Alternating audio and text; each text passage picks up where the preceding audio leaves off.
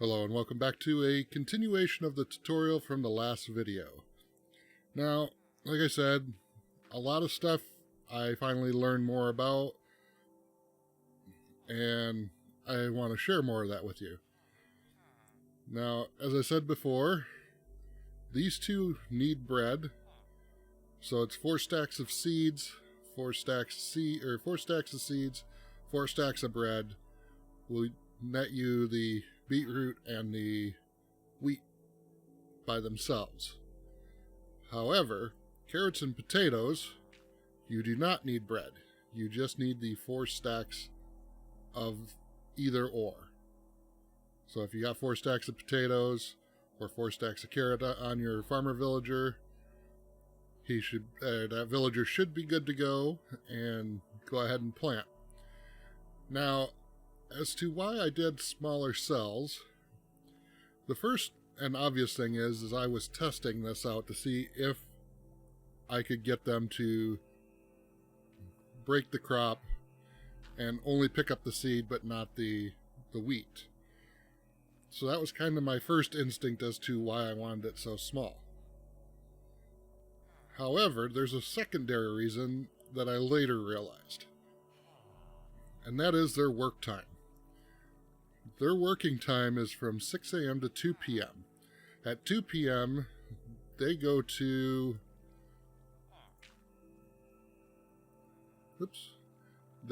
their meeting place, which is a bell. And from 2 p.m. until 4 p.m., they are gathered around the bell doing gossip and other things, and passing food to other villagers. Then from 4 until 5, they go back to working, which means they go back to their point of interest and breaking crops. However, during their work time, they do not continuously farm during those hours. So they might break a crop and then they go back to their point of interest. They might break 2 crops, go back to their point of interest. But they do not continuously break the crop like they used to. Before, you could have, and I'll show you my old farm setup that I had, which was this here. If that villager seen all these crops here, he would go through and break every single one of these and replant it. Same with the wheat. However, since 1.14.4, they no longer do that mechanic. So, in my eyes, a larger farm is actually not as efficient anymore as a smaller one would be. That's why I went with the 4x4 grid here that I have in a small circular pattern. It means that it's less time for them to go out to here, break this crop, and then come back, or break this crop and come back. Also, because at night, they don't farm at all. They will not do any breaking of crops, which gives these crops time to repopulate, and early morning crop breaking, they will probably go through and break the majority of it. So that means there will never be like this here, the way it's set up, where they're constantly trying to grow. You won't have as much of that as you do right now.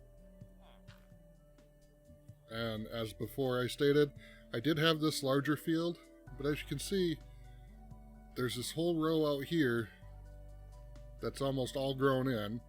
There's that one there that's growing in, some over there and some over there. Most of this isn't growing as fast. And see, he walks, wow, that was weird.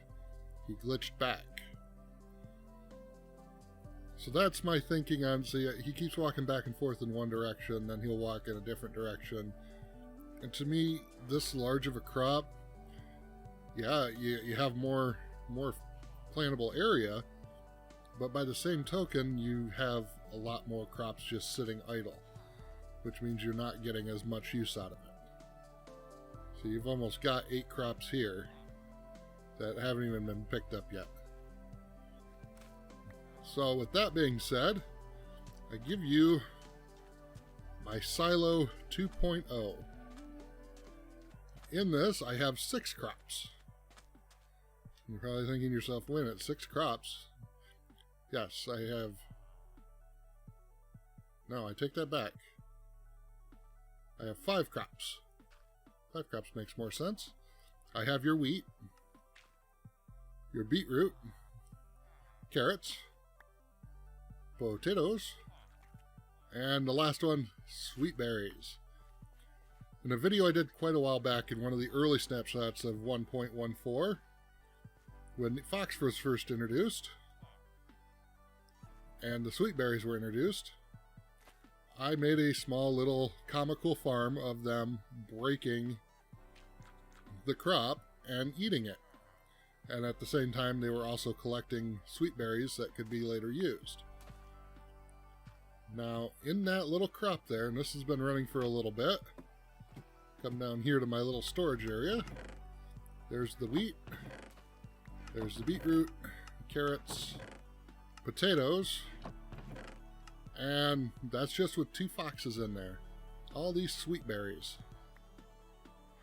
And also a bone meal farm.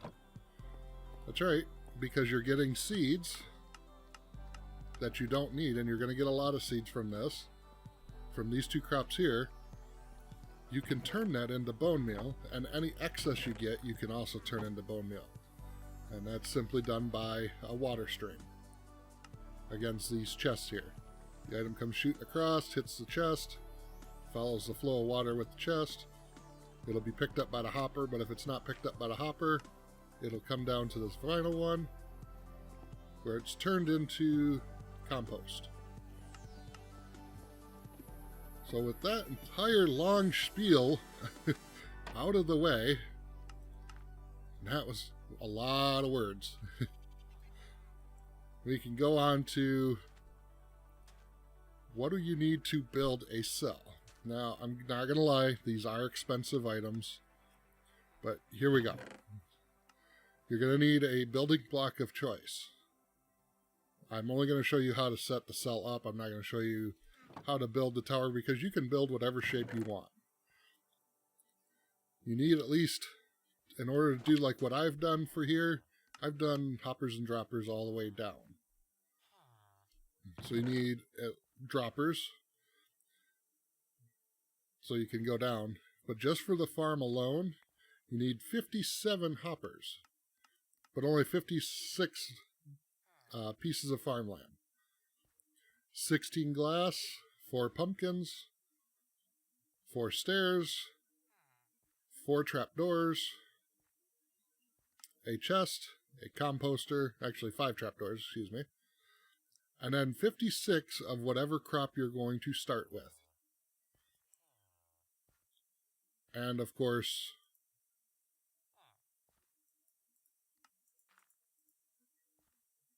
a villager.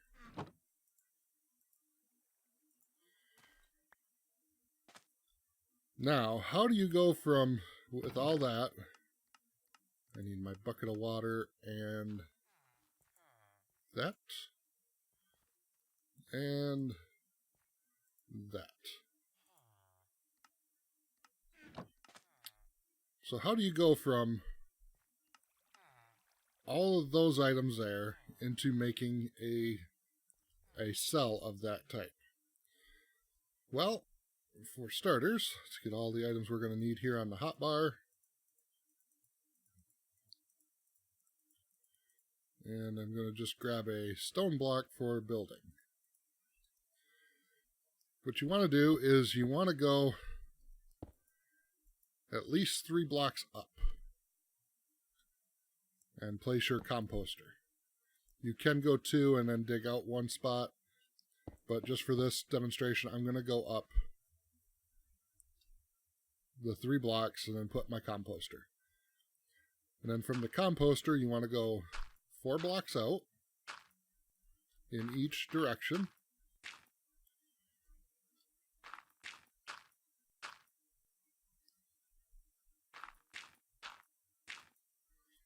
So you have basically this nice little cross shape. And just to make it easier, you can go ahead and throw on a trapdoor. Now from each of these, you can go out one on each side.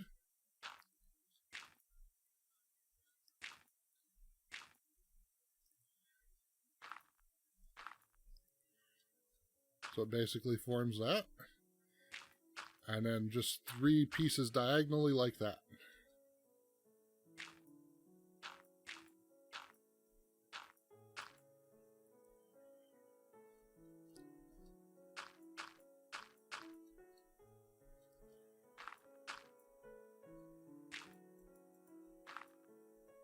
And fill it in, just like you normally would.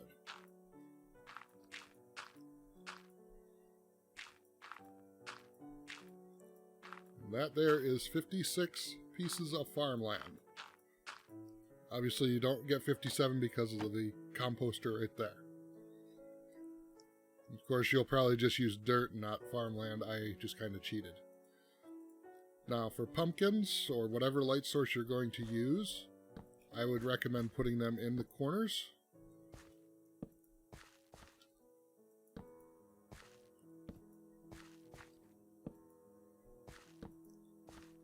So you have 6 of those. No, you have 8 of those, I'm sorry, because I can't count. And then your 4 stairs.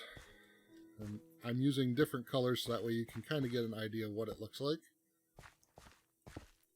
Oops. We want that there, there, and oops. Now we want to just put our trapdoors here, here. Sorry, nose was itchy. There, and one more. From there we can just drop our water and waterlog the steps.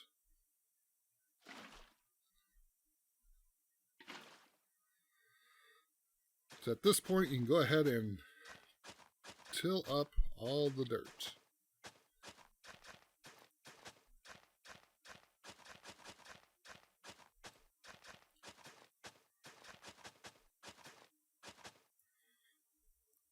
Alright, so now you've got all your tilled dirt. And what you want to do is right here, go up 2, 2, and 2, and I'm using green just so it gives it a little contrast.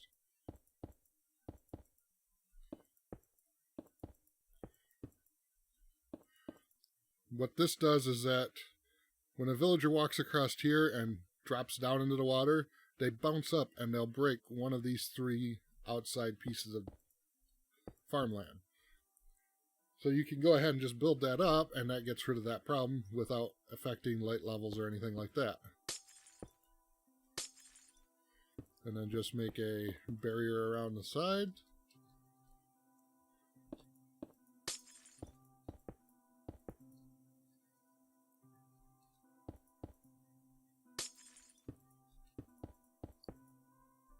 And one more time. And there's your holding cell for your villager. At this point, you can bring in your villager.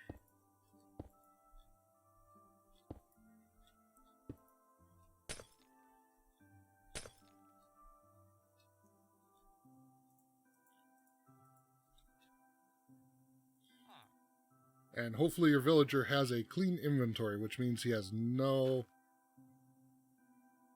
other items in his inventory.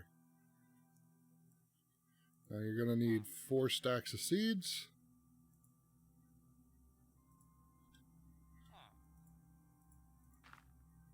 As well as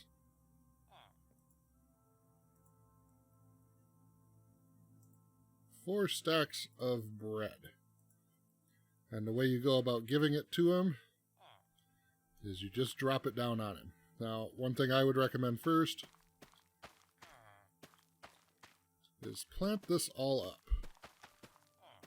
Either before you get your villager in there or after you get him in there. the crop shouldn't grow fast enough that he picks anything up. And he also will not lose anything from his inventory. Then you just look down here. 1, 2, 3, and 4. And 1, 2, oops. Try again. 1, 2, 3, and 4. And an extra seed just in case. Just make sure we got all 5 on there.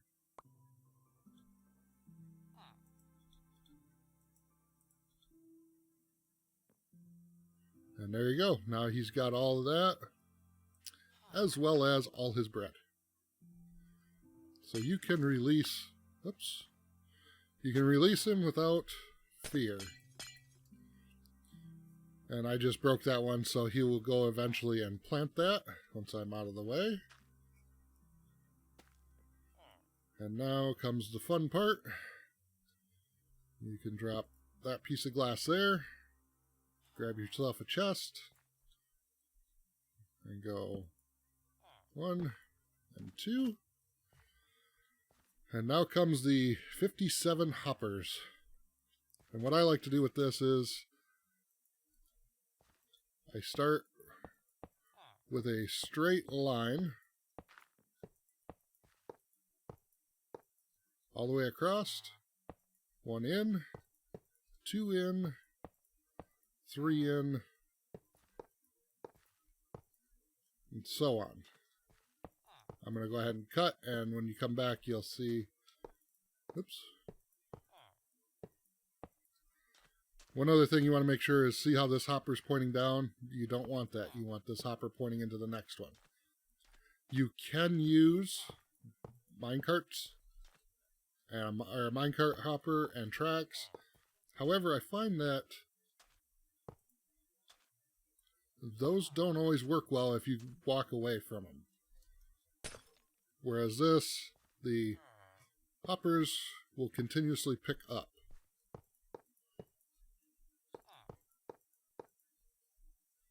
Oops. And I said I was going to cut, but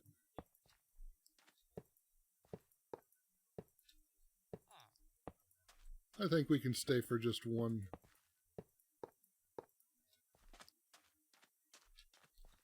See, I can see these just with my naked eye that they didn't look right.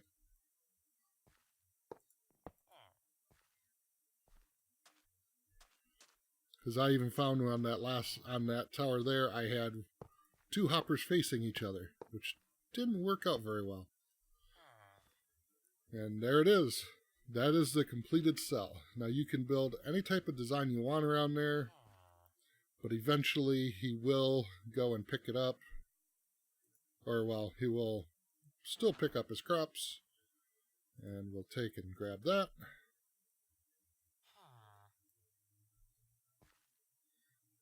And we're just going to be kind of a jerk to him, and we're going to put a lot of crops down.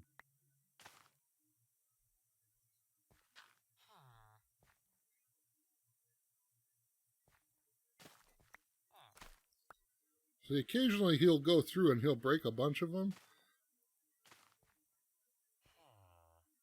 But then he walks back to his point of interest. So that's kind of the reasoning behind the point of having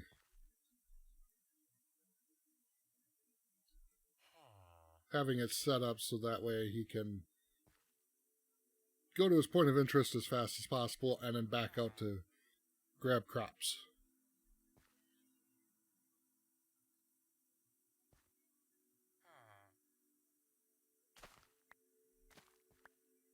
And there he goes. Of course, now he's going to change and do something that I wasn't expecting, and that's breaking all the crops as fast as possible.